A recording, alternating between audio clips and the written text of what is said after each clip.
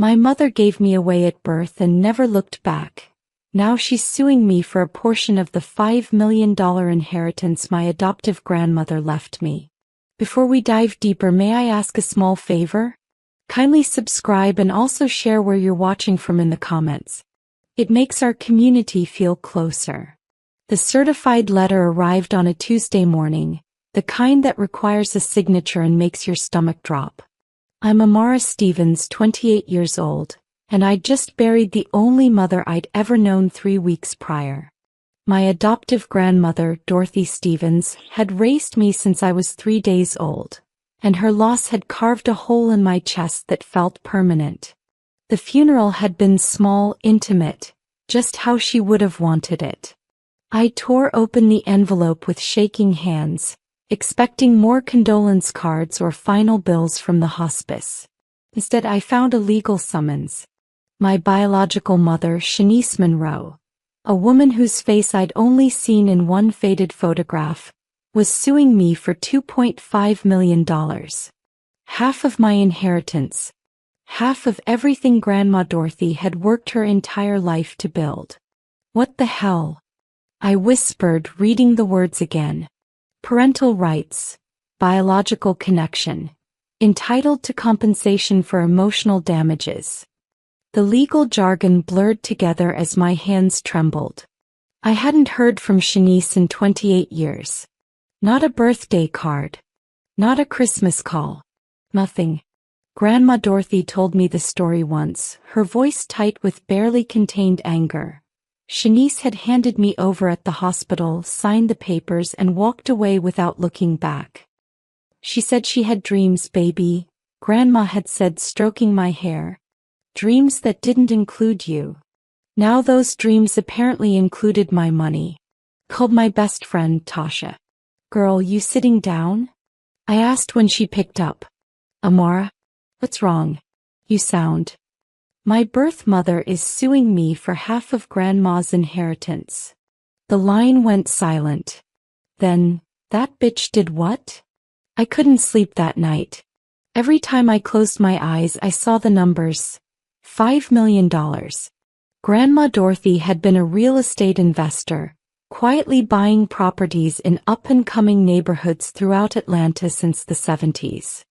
She'd lived modestly in her same Bankhead house for 50 years, driving her 2003 Honda Civic until it literally wouldn't start anymore.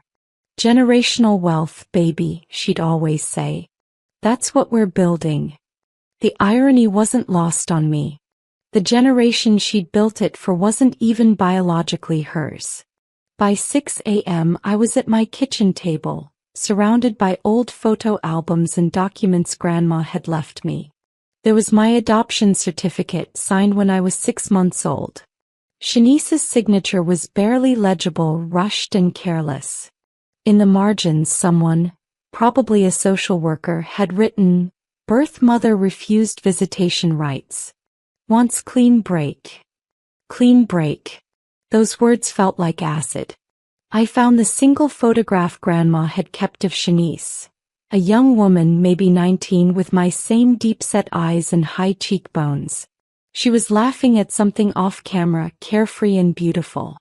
No hint that she'd just given away her baby. My phone buzzed. A text from an unknown number. "Amara, this is your mother. We should talk before this gets ugly. I know you're hurt, but you need to understand my side. Call me." My mother. The audacity of those words made my blood boil. I blocked the number without responding. Tasha came over with coffee and breakfast sandwiches from our favorite spot on Cascade Road. "Okay," she said, spreading papers across my table like a war strategist. "Let's figure this out. You got a lawyer?" "Not yet. The funeral expenses basically wiped my savings. The inheritance is still in probate." "How much you got liquid right now?" "Maybe $3,000. Tasha's face fell. "Mara." The next day I drove to Grandma Dorothy's house. My house now, technically. The 1950s bungalow in Bankhead still smelled like her.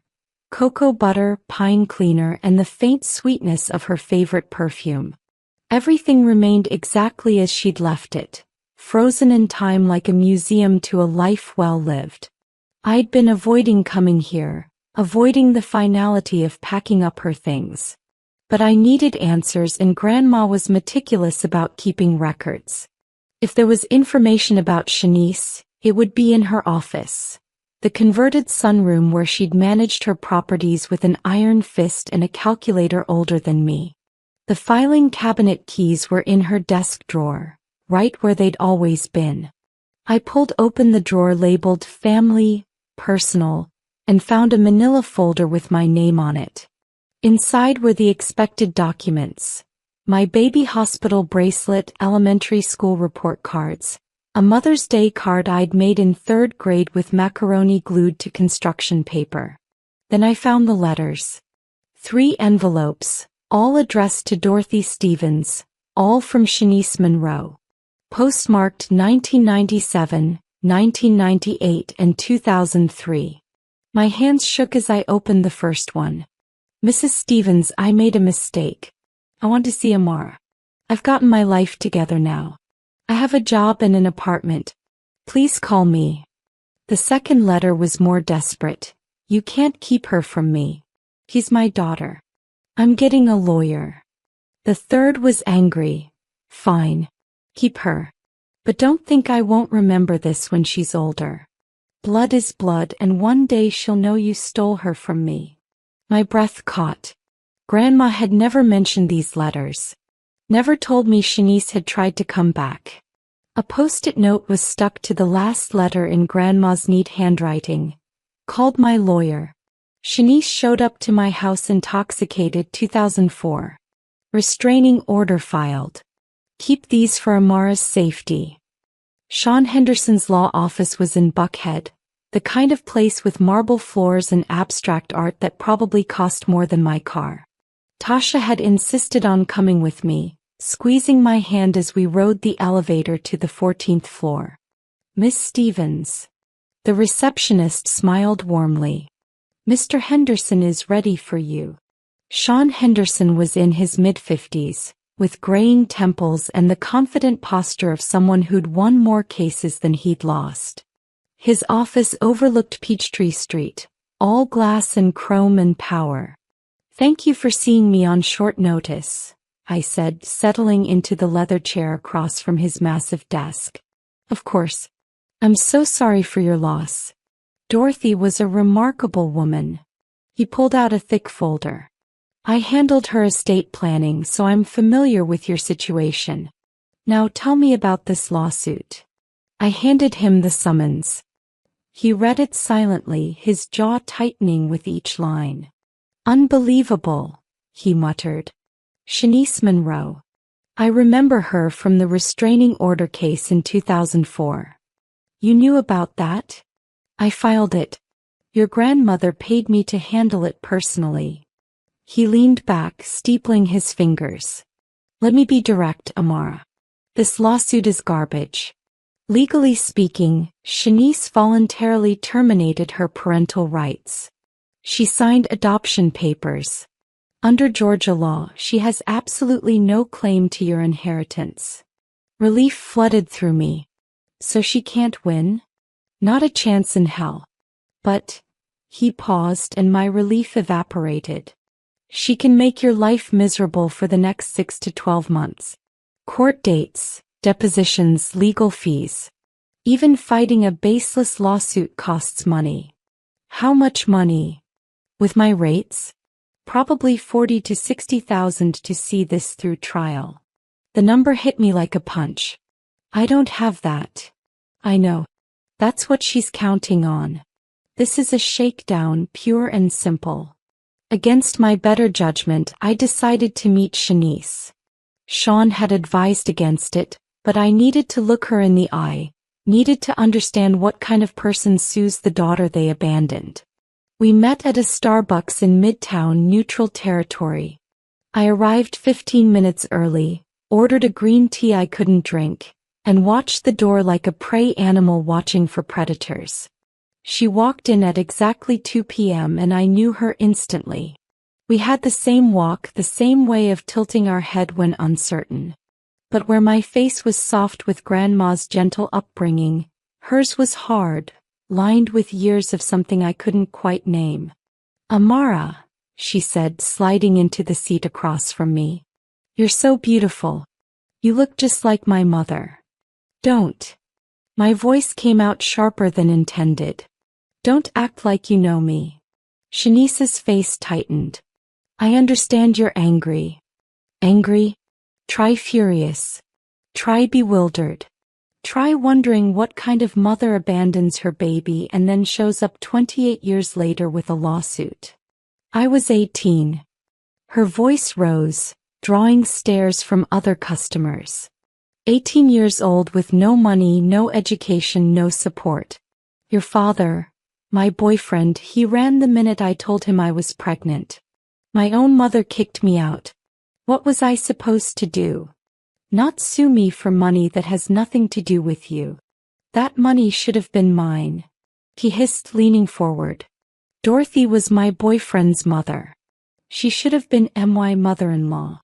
If Sean, your father, hadn't been a coward, if he'd married me like he promised, I would have been part of that family. That inheritance would have been mine by marriage." The pieces clicked together sickeningly. "This isn't about me at all. This is about money you think you're owed. I gave birth to you. That has to count for something. You gave birth to me and gave me away in the same breath." Shanice's revelation about my father haunted me. My father's name was Sean and he'd been Grandma Dorothy's son. I'd always known Grandma wasn't my biological grandmother. The adoption papers made that clear, but I'd never understood the full picture. That night I went back to Grandma's office and searched for anything about Sean Stevens. I found his high school graduation photo from 1995. A handsome boy with my same nose and smile. Behind it was his death certificate. Sean Anthony Stevens. Died February 14, 1997. Age 19. Cause: car accident. He died when I was 6 months old. I felt dizzy holding the certificate and shaking hands. My father had been dead for nearly my entire life and Grandma had never told me. But another folder, this one labeled Sean Jr. Inside were report cards, basketball trophies from newspaper clippings, and a letter from Georgia State University offering him a full scholarship. And then, tucked in the very back, I found it. A journal entry in Grandma's handwriting, dated March 1996. "Sean told me about the baby today. He's terrified but he wants to do right. Says he loves Shanice, wants to marry her after graduation. I told him he's too young, that they need to wait. Shanice is angry with me. She thinks I'm trying to keep them apart. Maybe I am. She's not stable, I see it in her eyes, that wildness. She reminds me of Sean Sr. before the drink took him. I'm scared for my boy." Another entry, dated August 1996.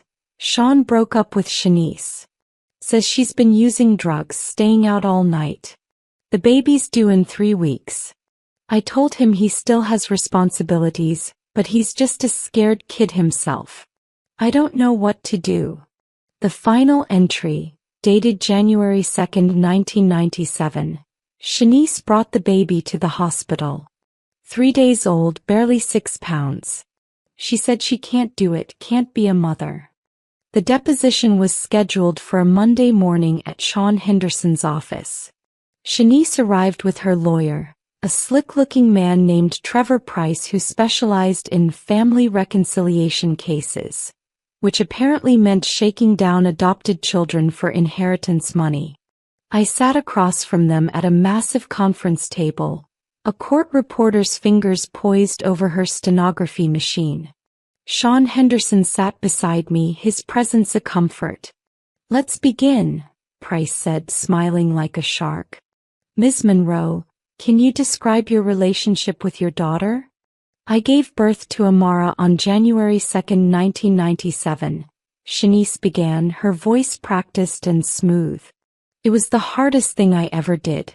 But I was young, poor, and alone. I made the impossible decision to place her with Dorothy Stevens because I wanted her to have a better life. I wanted to scream. Sean squeezed my hand under the table. And after the adoption? Price continued. I tried to maintain contact. I sent letters, called. But Dorothy shut me out completely. She poisoned Amara against me, made sure I could never be part of my own daughter's life. That's a lie, I said, unable to stay quiet. Price turned to me, his smile widening. Miss Stevens, you'll have your turn. Now, Miss Monroe, when did you learn about Dorothy Stevens' death? I saw the obituary in the Atlanta Journal-Constitution. It listed Amara as her sole beneficiary, inheriting approximately $5 million in assets. Shanice's eyes met mine and I saw no warmth there, only calculation. I realized then that Dorothy had cut me out of everything. She'd taken my daughter and ensured I'd never benefit from the family that should have been mine. So you filed suit. I filed suit to claim what's rightfully mine. Amara wouldn't exist without me. The least she can do is share the inheritance. Something in me snapped. The least I can do? My voice was ice. The least I can do? You want to know what you did for me? Nothing. Sean Henderson tried to stop me, but I was done being silent. You want to talk about what's owed? I continued, standing up from the table. Let's talk about it. Let's talk about the chicken pox I had when I was 7, and how Grandma Dorothy stayed up for 3 nights straight putting calamine lotion on my spots. Let's talk about the time I broke my arm in 5th grade, and she worked double shifts for 3 months to pay the medical bills because her insurance had lapsed. Amara, Shanice started. I'm not finished. My hands were shaking, but my voice was steady. Let's talk about every birthday, every Christmas, every school play, every heartbreak, every triumph. Grandma Dorothy was there for all of it. Where were you?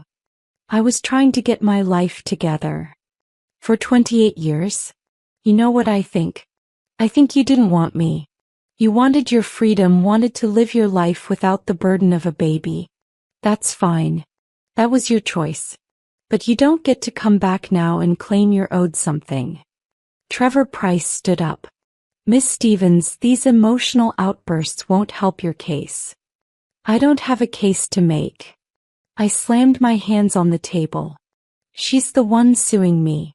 She's the one claiming that squeezing me out of her body 28 years ago entitles her to money she never earned, from a woman who raised me while she was off doing God knows what. I was building a life. Shanice shouted, standing to meet me across the table. I was in school working 2 jobs trying to become someone you could be proud of. Then where's your degree?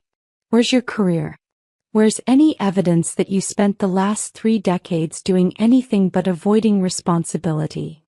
The silence that followed was deafening. Shanice's face crumpled, and for a moment, I almost felt sorry for her. Almost. That night, Tasha came over with Thai food and a bottle of wine. Girl, I heard you went off in that deposition, she said, settling onto my couch. Sean called me. Said you made Trevor Price's client cry. Good. I stabbed at my pad thai viciously. She should cry. I should cry. This whole thing is insane. Have you thought about settling? Just giving her something to make her go away. Every single day. But Sean says that's what she wants, to terrorize me into paying her off. He says if I do it, I'll regret it forever. He's right. Tasha poured us both generous glasses of wine. But that doesn't make it easier. My phone rang. Unknown number. I almost didn't answer, but something made me pick up. Amara Stevens? A woman's voice, older, uncertain. Yes. My name is Patricia Monroe. I'm Shanice's mother. Your grandmother. I nearly dropped the phone. Tasha's eyes went wide as I put the call on speaker. I know I have no right to contact you, Patricia continued, her voice thick with emotion. But I had to call. I had to tell you the truth about what happened because Shanice is lying to everyone, including herself. I'm listening. When Shanice got pregnant, I didn't kick her out. I begged her to stay to let me help raise you. But she was using drugs, cocaine mostly, and running with a bad crowd. She'd disappear for days. When you were born, she brought you home for exactly 2 days. Then one morning I woke up and you were both gone. Next thing I knew, she'd given you to Dorothy Stevens. My chest tightened. Why? Because Dorothy had money and Shanice thought she could use you as leverage. She tried to get Dorothy to pay her $10,000 she wanted to get on her feet. Dorothy refused and adopted you instead. Patricia Monroe agreed to meet me in person. She lived in College Park in a modest apartment complex near the airport. When she opened her door, I saw an older version of Shanice, but with kind eyes and careful hands that trembled as she invited me in. Thank you for coming, she said, gesturing to her living room. Photos covered every surface. Pictures of Shanice as a child, school portraits, family gatherings. And in the middle of it all, one photo of me as a baby, the only one she had. I've thought about you every day for 28 years, Patricia said softly. Wondered if you were happy, if you were loved. Dorothy wouldn't let me see you. She thought I was too close to Shanice, that I might tell her where you were. Wait, Shanice didn't know where I was? Not until you turned 18 and the records were unsealed. Even then, she didn't try to contact you. Not until now. Patricia pulled out a cardboard box. I saved everything. All the evidence of who Shanice really was, who she still is. I thought you might need it someday. Inside the box were police reports. Arrests for possession, shoplifting, check fraud. Court orders for mandatory rehab. And most damning of all, another adoption certificate. She has another child? I whispered, staring at the document. Had. A boy born in 2001. He gave him up too, same as you. Told the adoption agency she couldn't care for him. Patricia's eyes filled with tears. I tried to adopt him myself, but I was already 65 and they said I was too old. He went to a family in Alabama. I don't even know his name now. Does Shanice's lawyer know about this? I don't think so. She's been telling everyone you're her only child, that giving you up destroyed her, that she spent years trying to get you back. Patricia's voice hardened. It's all lies. She's doing this for money, pure and simple. I pulled out my phone and called Sean Henderson, hands shaking. I have evidence. We need to meet. Now. Sean Henderson reviewed Patricia's documents with growing satisfaction. This is exactly what we need, he said, spreading police reports across his desk. Shanice has been portraying herself as a devoted mother torn from her child by a cruel system. This proves she's a serial abandoner who's only interested in money. Can we use it in court? Absolutely. We'll file a motion to dismiss based on fraud. And, he smiled wickedly. I'm going to countersue her for abuse of process and emotional distress. If she wants to play dirty, we'll bury her. The next deposition was 2 weeks later. This time we came prepared. Trevor Price started with his usual sympathetic questions, letting Shanice paint herself as a victim. Then Sean stood up. Ms. Monroe, you testified that Amara is your only child, correct? Yes, Shanice said confidently. And you've never given up another child for adoption? Shanice's face paled. What? Sean slid a document across the table. This is an adoption certificate for Sean Deshawn Johnson, born to Shanice Renee Monroe on March 15, 2001. Would you like to revise your testimony? The room went silent. Trevor Price grabbed the document, his face darkening as he read. I can explain, Shanice started. Please do, Sean said coldly. Explain how you're suing Amara for depriving you of a relationship when you voluntarily gave up 2 children.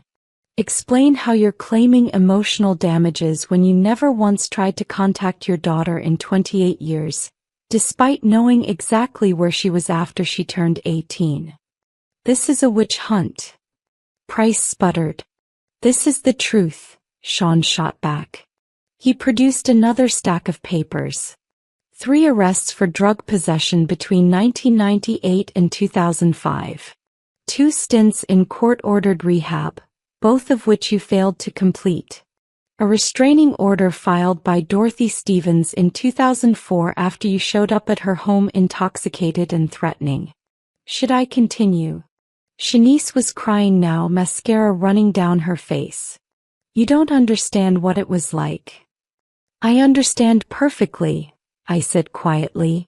All eyes turned to me. You're a con artist. You've been running cons your whole life. On your mother, on Sean Henderson, on his mother, on your children. The trial lasted 3 days. The courtroom in Fulton County was packed. Apparently our case had made the local news, and people were fascinated by the drama of an abandoned child being sued by her birth mother. Judge Carol Williams was a no-nonsense black woman in her 60s who'd seen everything twice. She listened to Shanice's testimony with an increasingly skeptical expression. You claim you were prevented from seeing your daughter, Judge Williams said, reading from her notes. Yet you never filed for visitation rights, never contacted child services, never attempted to challenge the adoption legally. Why? I was told I couldn't, Shanice began. By whom?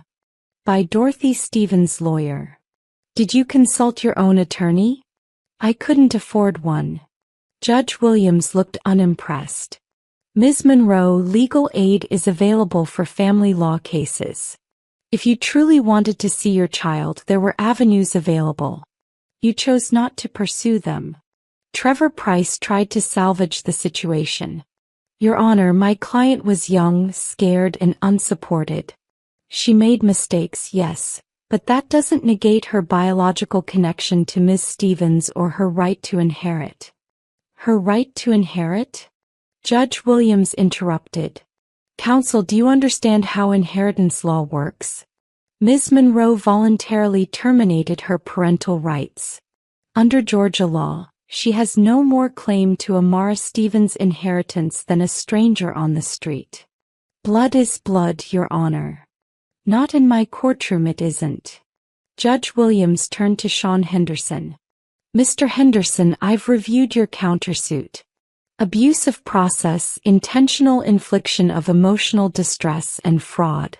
Tell me why I shouldn't grant summary judgment in your favor right now. Sean stood, buttoning his suit jacket. Your Honor, Ms. Monroe has caused my client immeasurable harm. She waited until Dorothy Stevens died to file this suit, knowing Amara would be grieving and vulnerable. She lied about her history, concealed the existence of another child she abandoned, and portrayed herself as a devoted mother when the evidence clearly shows otherwise. This lawsuit was never about family, it was about money, pure and simple. Judge Williams nodded slowly. Miss Stevens, would you like to address the court? My hands shook as I stood. Your Honor, I began, my voice steadier than I felt. I don't hate Shanice Monroe. I actually feel sorry for her. But feeling sorry for someone doesn't mean letting them victimize you. I looked at Shanice, really looked at her. She was crying again, but I felt nothing. No anger, no pity, just emptiness where she should have been. My grandmother Dorothy Stevens wasn't perfect. She was tough, sometimes stubborn, always brutally honest. But she loved me with everything she had. She worked 2 jobs to send me to college. She taught me about compound interest when I was 12. She showed me what unconditional love actually looks like. My voice cracked, but I pushed through. Shanice Monroe gave birth to me, yes. That's biology. But Dorothy Stevens made me who I am. That's love. And she left me her inheritance because she trusted me to honor her legacy, to build on what she created, to pass it forward to the next generation. I turned to Judge Williams. This lawsuit has cost me $60,000 in legal fees. It's put the estate in probate limbo for 8 months. It's forced me to relive the trauma of abandonment over and over again. And for what? So a woman who didn't want me could try to profit from my grandmother's death. The courtroom was silent. Even the court reporter had stopped typing. I'm asking this court to dismiss Ms. Monroe's lawsuit with prejudice and to grant our countersuit in full. Not because I want revenge, but because actions have to have consequences. You can't abandon a child and then sue them decades later. You can't weaponize the legal system for extortion. That's not how family works. That's not how justice works. Judge Williams removed her glasses, cleaning them slowly. Miss Stevens, thank you for your testimony. Ms. Monroe, I'm going to be blunt with you. This is one of the most frivolous lawsuits I've seen in 30 years on the bench. Shanice's lawyer stood up. Your Honor, if we could just... Sit down, Mr. Price. Judge Williams' voice was ice. I'm dismissing this case with prejudice, meaning Ms. Monroe can never refile. Furthermore, I'm granting the countersuit. Ms. Monroe, you are ordered to pay Ms. Stevens $60,000 in legal fees plus an additional $50,000 in emotional distress damages. You have 12 months to pay or I'll garnish your wages. Shanice's face went white. I don't have that kind of money. Then you shouldn't have filed this lawsuit.